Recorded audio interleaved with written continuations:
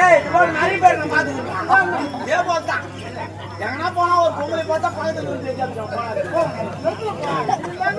இந்த பாருங்க சொல்றதுக்காருங்க மன சொல்றதுக்காருங்க உங்களுக்கு ஒண்ணு சொல்லிட்டேன் நானு.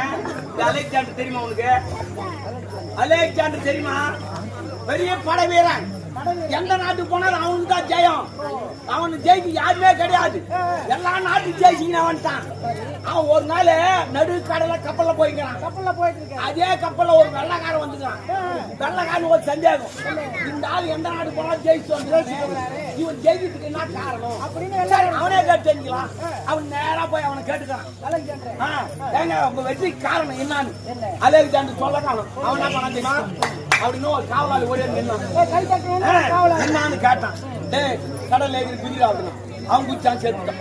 இந்த வெள்ளக்காரன் அழுகுறா நம்ம என்ன இவன் கைத்தன்னா ஓடியா நின்னா வீடானா வீடு சேர்த்துட்டானே அப்படின்னா உன்னும் அலெக்சாண்டர் கேட்டாரு. இன்னும் சந்தியாமா அவனுக்கு அவனு இன்னொரு காவலாளி ஓடியாந்தான். என்னன்னு கேட்டான். ஏ கடை வீடு சாப்பிடா அவனும் வீடு சேர்த்துட்டான். வெள்ளக்காரன் இன்னும் ஒண்ணும் புரியல. நம்ம என்ன கேட்டான் அவன் என்ன பண்ணீங்க அவனு ஒன்னும் புரியல.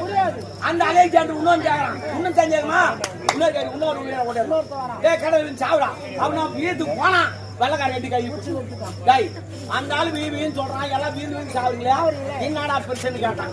அதுக்கு அந்த காவலாளி சொன்னாம இவங்கிட்ட இருந்துட்டு விட நாங்க வீட்டுல செத்து அது மாதிரி உங்ககிட்ட இருந்துட்டு வாய்ப்பு